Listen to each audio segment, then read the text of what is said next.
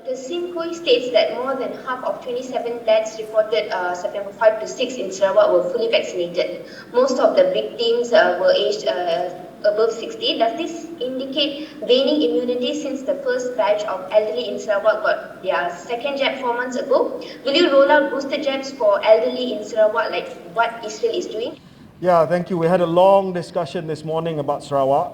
I'll be heading over to Sarawak maybe next week to discuss with the state government on what additional measures we can take to try to reduce the transmission. I've also asked the technical working group that advises on vaccine selection to quickly provide JKJAV with recommendations on booster shots because we are not sure what is driving the transmission in Sarawak. One possibility is the waning effectiveness of the vaccines over time, which we have seen in other countries. Other countries have started administering booster shots, especially to the elderly, the immunocompromised, healthcare workers. So we are certainly not ruling that out. I've asked for the report or the recommendation to be made as soon as the next JKJAV meeting, which is next week. And then I'll sit down with the Sarawak state government to discuss what the strategies are going forward.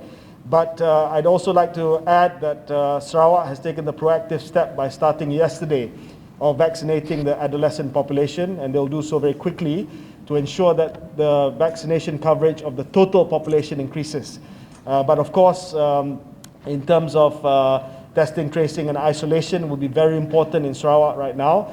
Because what happens or what is happening in Sarawak could possibly happen in other states in a few months' time, when if it is because of the waning effect of the vaccine.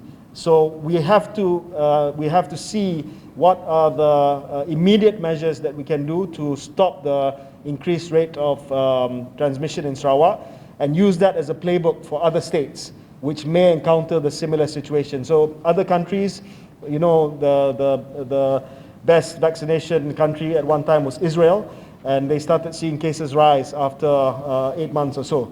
So that tended to suggest, one, the Delta variant, two, the effect of opening up the economy, and three, the waning effect of the vaccines. So we are starting perhaps to see that in Sarawak, but again, I've asked for a more granular analysis on this, and we'll be able to announce something when I head over to Sarawak nanti.